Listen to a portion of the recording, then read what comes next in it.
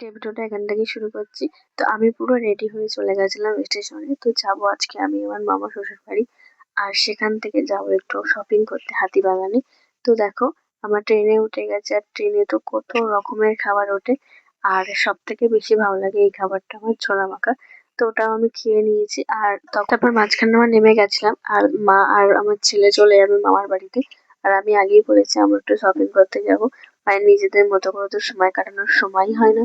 তো এই সুযোগে একটু মানে রথ দেখাও হবে, আর গলা বেচাও হবে, যাই হোক, আর শপিংও হবে। তো ওই জন্য চলে এসেছে দেখো হাতিবাগানে। আর সামনে বিয়ে আছে বলে ভাবলাম অনেক কিছু শপিং করব, কিন্তু সে মনের মতন আমি কোনো কিছুই পাইনি।